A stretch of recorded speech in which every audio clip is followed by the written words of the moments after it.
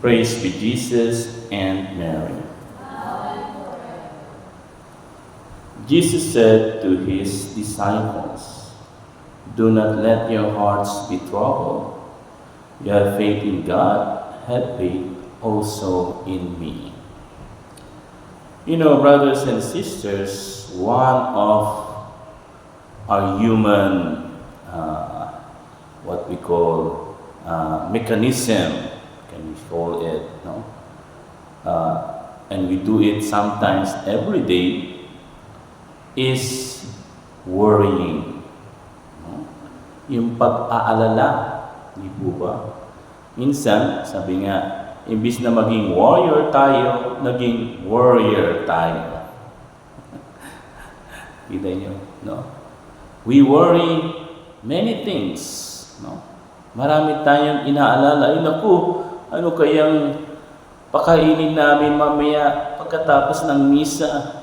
Ay naku, ano kaya ang magiging kinabukasan ng anak ko? Ay naku, kailan kaya darating yung aming mga ayuda?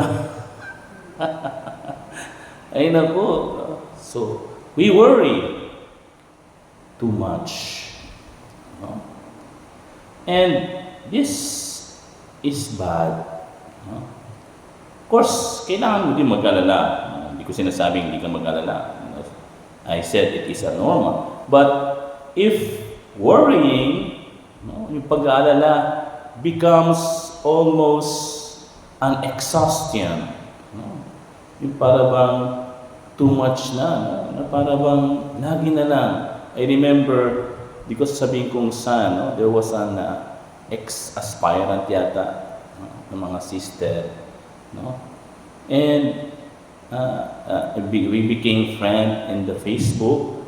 And sabi ko, sis, bakit hindi ka lumabas? No? Ay, naku, Father, ayaw ko, kasi baka anong mangyari sa akin sa labas.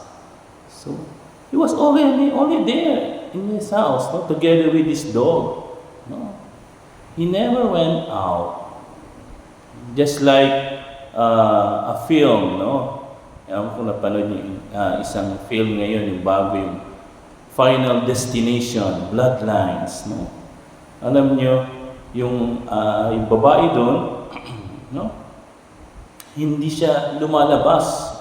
No? Kasi lahat na nakikita niya, para sa kanya ay magdadala sa kanya sa kamatayan.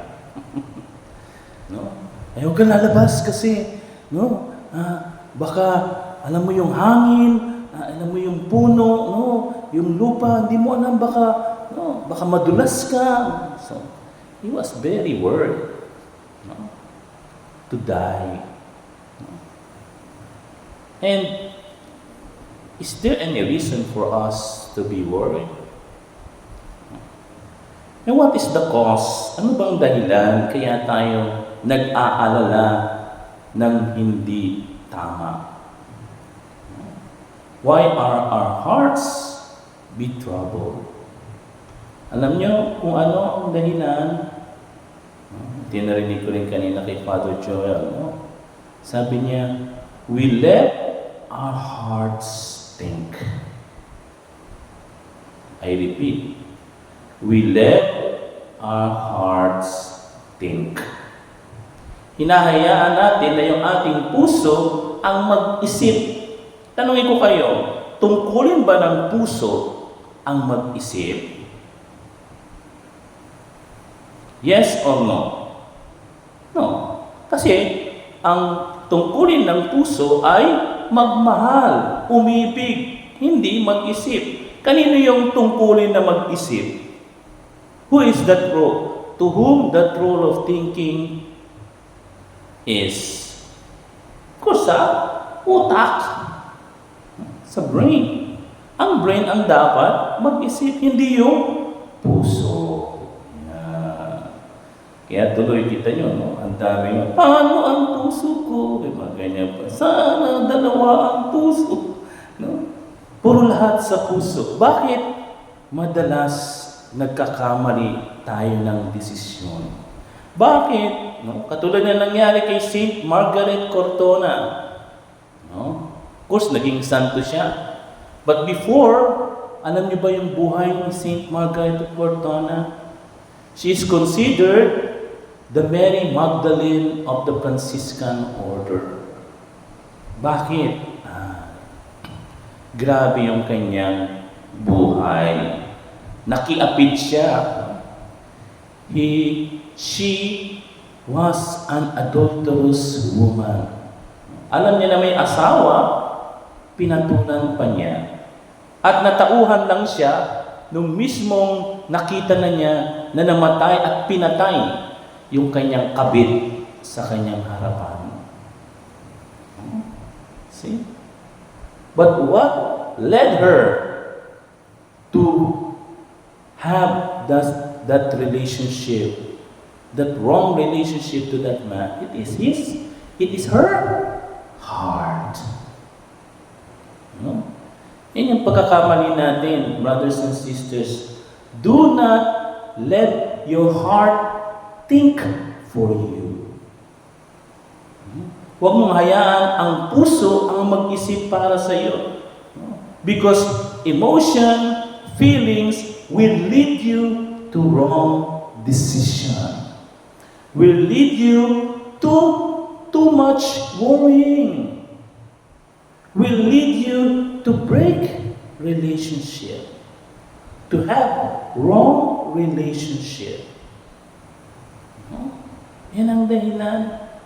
Kaya tayo nag-aalam masyado. Yan ang dahilan kaya nakagawa tayo ng maling desisyon kasi hinahayaan natin na yung puso ang mag-isip para sa atin. Especially when passion becomes an element in our heart. It's not good. Hindi maganda. Kaya nga, maraming tao ngayon, kita nyo, nagmamadali. Maraming kabataan, nagmamadali. Ayan, pati doon sa eleksyon, nagmamadali. Kaya, kita mo, ang daming Ginoo. Ang daming vote buying na naman na nangyari. Mayroon pa nga nagsabi sa akin nung nandun ako sa Bukidnon, nandun ako bumoto, Alam niyo po, sabi ng isang kapatid niya, "Ate, naka 9,500 ako." Na hindi man ako nagtatrabaho, umupo lang ako sa sulpot. 9,500. Hindi pa kasama yun sa ibang probinsya. Nasabi pa nga ng iba, nakaka 10,000 sa eleksyon. Kita mo yan. But what made them do it? Because they let their heart thinks for them.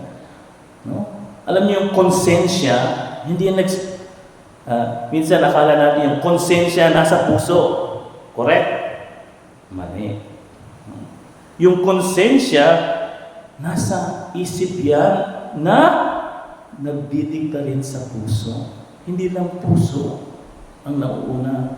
Yung utak, yung isip, at yung puso. Saka lang yung puso. Yan din ang konsensya. Kasi, kung ang gagamitin mo ang puso, wala. Marami na winagsak na pangarap. Marami nang nasaktan dahil ginamit ang puso sa pag-iisip. Kita ninyo?